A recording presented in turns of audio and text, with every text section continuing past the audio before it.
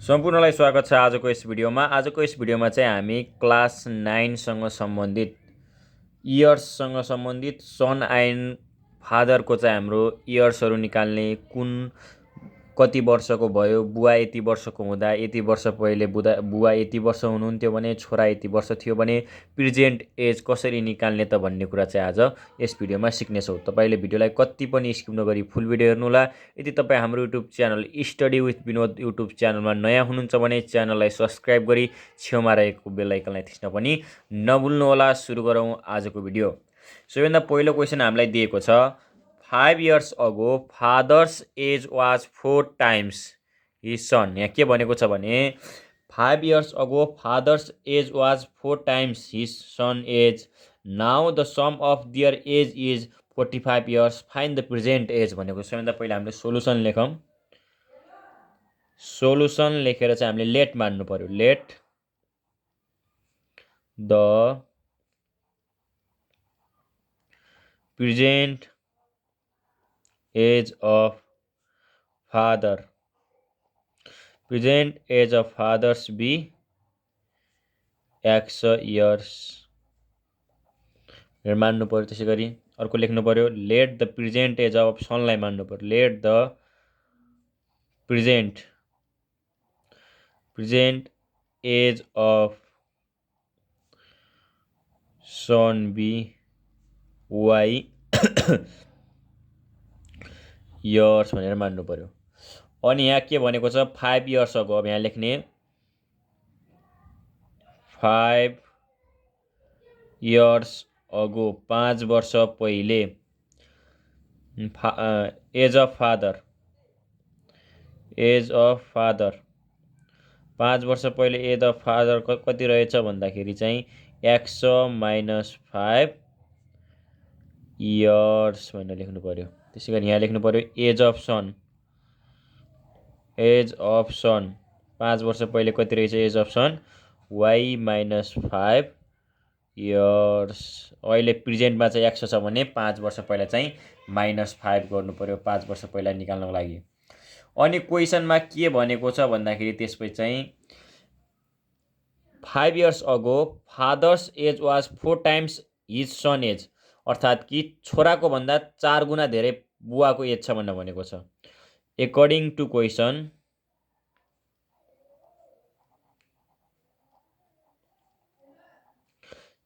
question we know, हामीलाई थाहा छ कि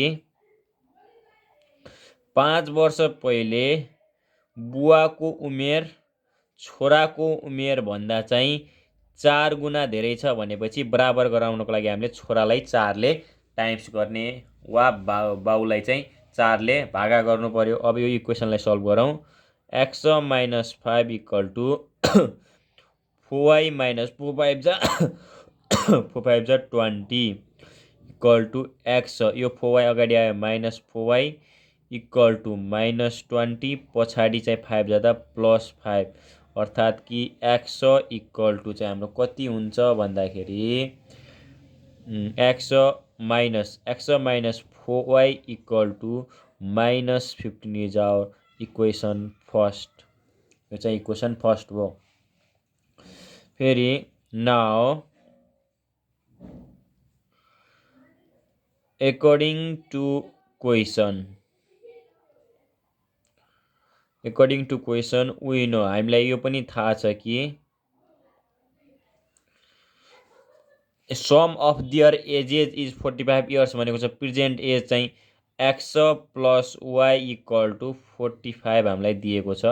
यो चाहिँ हाम्रो इक्वेसन सेकेन्ड आयो। यो चाहिँ हामीलाई क्वेसनमै भनेको छ यो कुरा चाहिँ। अब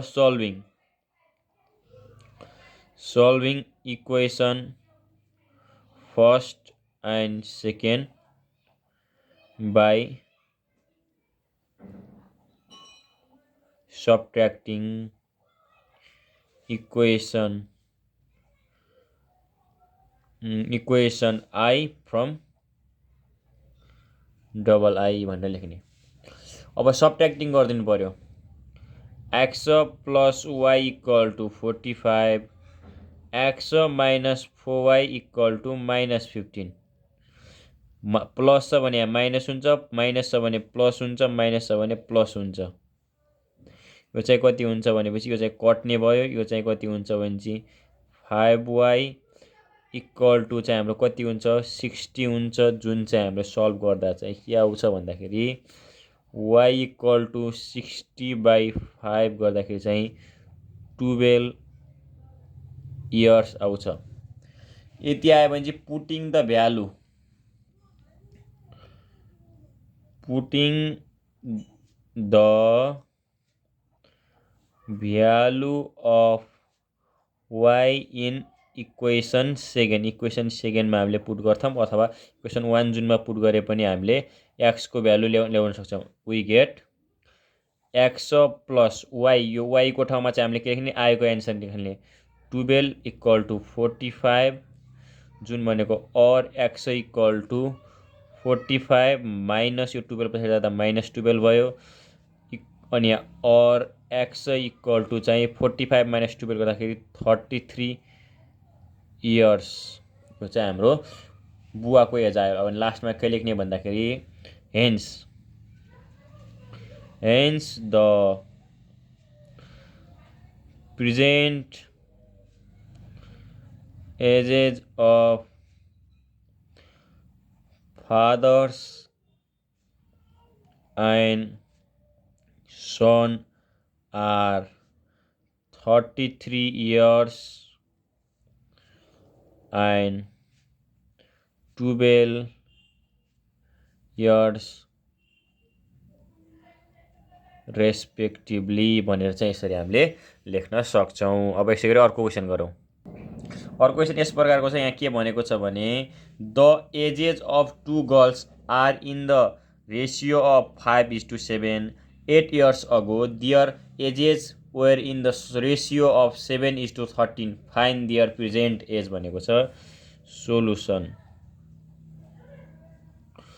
the ages of 2 girls are in ratio भनेपछि लेट मान्नु पर्यो। Let the age of first one girl be 5x। अर्को मान्नु पर्यो हामीले let the age of second one girl be 7x भयो नि त। अब हामीले लेख्नु पर्यो 8 years ago 8 ago late the present as भनेर मानौँ। यहाँ प्रेजेन्ट एज चाहिँ हाम्रो चाहिँ 5x र 7x यहाँ पनि प्रेजेन्ट एज हो। यो चाहिँ यहाँ पनि प्रेजेन्ट लेख्ने है। अगो एज अफ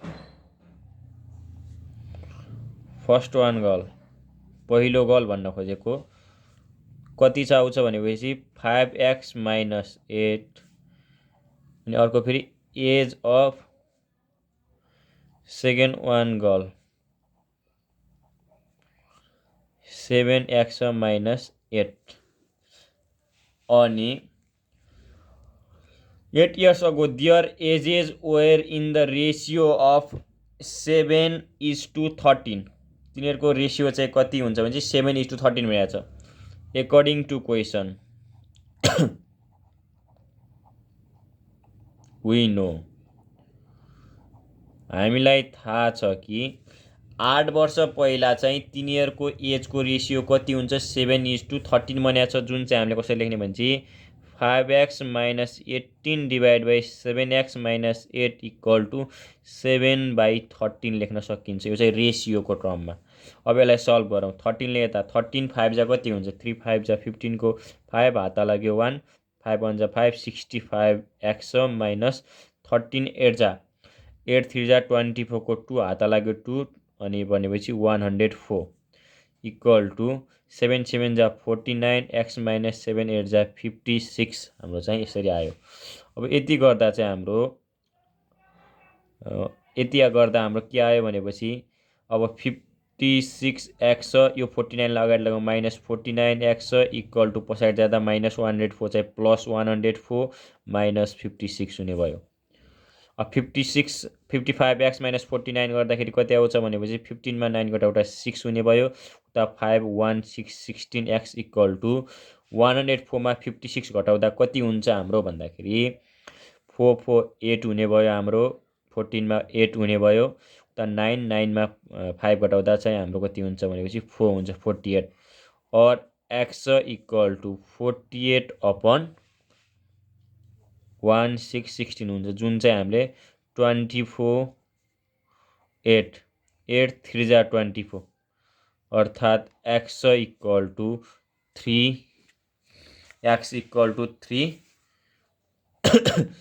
इयर्स आयो। अब फेरि नाउ लेखेर हामीले लेख्न सक्छौँ present age of first one girl. Present age of first one girl equal to 5x जुन चाहिँ 5 × 3 इक्वल टु 5 3 जा 15 इयर्स चाहिँ हाम्रो हुन जान्छ भने अर्को चाहिँ हामीले के लेख्न सक्छौँ भने present age of second one girl. अब सेकेन्ड वान गर्लको निकाल्नु पर्यो। Present age of second one girl equal to चाहिँ हाम्रो कति छ 7x छ जुन भनेको 7 × 3 हुन्छ 7 3 जा 21 इयर्स भनेको छ जुन चाहिँ हामीले चाहिँ यसरी लेखेर निकाल्न सक्छौँ। यसरी चाहिँ हामीले दुईवटा क्वेसन गऱ्यौँ। अब अर्को क्वेसन गरौँ। अर्को क्वेसनमा के भनेको छ भन्दाखेरि a year hence a father will be 5 times as old as his son 2 years ago the father was 3 times as old as his son will be in 4 years hence from now find their present ages भनेको छ। सबैभन्दा पहिला हामीले solution लेखौँ। अनि let the present age of father be x year भने अर्को चाहिँ फेरि let the present age of son be y years भन्ने चाहिँ मान्यौँ हामीले चाहिँ प्रेजेन्ट एजलाई। अब चाहिँ हाम्रो अ इयर हेन्स भनेको चाहिँ आफ्टर 1 years आफ्टर 1 years 1 वर्षपछि age of father x + 1 years अनि एज अफ सन निकाल्नु लेख्नु पर्यो। अब age of son y + 1 years. त्यसै गरी अब हामीले अर्को के लेख्नु पर्यो भनेपछि यति लेखेपछि according to question we get नलेखौँ वी नो लेखौँ। वी नो हामीलाई थाहा छ कि के भन्छ a year hence a father will be 5 times as old as his son भनेको छ जुन भनेको चाहिँ हाम्रो के लेख्न सकिन्छ भनेपछि 1 वर्षपछि चाहिँ हाम्रो बुवा चाहिँ छोराभन्दा 5 गुणाले धेरै छन्। 1 वर्षपछिको उमेर हेर्दाखेरि छोरोभन्दा बुवा 5 गुणाले ठुला छन् भनेपछि छोरोमा टाइम्स 5 गरिदिनु पर्यो। इक्वेसन बराबर गराउनको लागि x + 1 इक्वल टु टाइम्स गरौँ 5y + 5 हुन्छ जहाँ चाहिँ x यो अगाडि आउँदा -5y हुन्छ इक्वल टु 5 - 1 हुन्छ इक्वल टु गर्दाखेरि चाहिँ हाम्रो के हुन्छ यो चाहिँ x - 5y इक्वल टु 4 हुन्छ जुन चाहिँ हामीले इक्वेसन फर्स्टलाई मान्छौँ। अनि हामीले चाहिँ के लेख्न सक्छौँ इक्वेसन फर्स्टलाई मानिसकेपछि फेरि चाहिँ अब कुरा गरौँ हामीले 2 years अगो क्वेसनले भनेअनुसार 2 years अगो 2 वर्ष पहिले 2 years ago age of father age of father 2 years equal कति छ भने चाहिँ x माइनस 2 years छ। अनि यहाँ चाहिँ आफ्टर 4 years 4 वर्षपछि यसमा चाहिँ हामीले एज अफ सन लेख्नु छ। एज अफ सन 2 वर्ष पहिला भने चाहिँ -2 गरिदिने, 4 वर्षपछि भने चाहिँ अनि वाइमा +4 गरिदिने, 4 years भन्ने। अब फेरि एकर्डिङ टु क्वेसनले भन्ने कुरा थाहा पाउनु पर्यो। According to question we know हामीलाई थाहा छ कि x माइनस 2 बुवाको इक्वल टु लेख्यौँ y प्लस 4 चाहिँ हाम्रो चाहिँ छोराको 4 वर्षपछि। क्वेसनले भनेको छ अहिले प्रेजेन्टको एज भन्दा 2 वर्ष पहिले बुवाको उमेर त्यति थियो जुन चाहिँ अब आउने 4 वर्षपछि छोराको उमेरको चाहिँ ट्रिपल हुन्छ भनेको छ। के भने मैले जुन चाहिँ बुवाको प्रेजेन्ट एज भन्दा 2 वर्ष पहिले जति उमेर थियो त्यति उमेर चाहिँ अब आउने छोराको 4 वर्षपछिको उमेरको ट्रिपल गरेपछि त्यो उमेर आउँछ भनेपछि चाहिँ यसमा चाहिँ ×3 गरिदिनु पर्यो। अब यो क्वेसनलाई सल्भ गर्ने हेर्न बुझ्नु पर्यो। मैले चाहिँ भिडियोलाई तपाईहरुले स्किप नगर्नु होला, रिपिट गरेर हेर्नु होला। मैले हेर्न भनेको कुरा चाहिँ इक्वल टु 3y + 3 4 जा 12 हुन्छ। यो भनेको x माइनस 3y यो चाहिँ इक्वल टु 12 पछाडि जाँदा -2 + 2 हुने भयो। अब x minus 3y equal to 14 हुन्छ, जुनलाई चाहिँ हामीले इक्वेसन सेकेन्ड मान्छौँ। अब इक्वेसन फर्स्ट र सेकेन्डलाई हामीले सल्भ गर्ने। आएका दुईवटा इक्वेसनलाई चाहिँ हामीहरूले subtracting equation 1 from equation double i we get गरेर चाहिँ हामीले यसरी इक्वेसन लेखेर चाहिँ यदि तल प्लस छ भने माइनस बनाउने, माइनस छ भने प्लस बनाउने, प्लस छ भने माइनस बनाउने। त्यसपछि चाहिँ हाम्रो x क्यान्सल आउट भयो। 5y मा 3y घटाउँदा चाहिँ 2y हुन्छ। त्यसै गरी 14 मा 4 घटाउँदा चाहिँ कति हुन्छ 10 हुन्छ। y इक्वल टु 10/2 आउँछ, जुन चाहिँ हाम्रो चाहिँ y इक्वल टु गर्दा चाहिँ 5 years भन्ने चाहिँ हाम्रो आउँछ। अब चाहिँ putting the value of y in equation सेकेन्डमा हालेर राखेर लेखौँ वी गेट। अब हामीले चाहिँ y को भ्यालु निकालिसक्यौँ। अब x को भ्यालु निकाल्नु पर्यो, अर्थात् y भनेको चाहिँ छोराको प्रेजेन्ट एज निकालिसक्यौँ। x माइनस 3 y को ठाउँमा चाहिँ हामीले y को भ्यालु 5 राख्यौँ इक्वल टु 14, जुन चाहिँ हामीले गर्दाखेरि x माइनस 3 5 जा 15 इक्वल टु 14 हुने भयो। बुझ्या छ कि नै? बुझ्या छ होला। अब यसमा चाहिँ हामीले के गर्ने और x इक्वल टु 14 यो माइनस 15 चाहिँ पछाडि जाँदा प्लस 15 हुने भयो। और x इक्वल टु 29 years आयो। अब हामीले के लेख्ने भन्दाखेरि लास्टमा चाहिँ hence the present age of fathers and son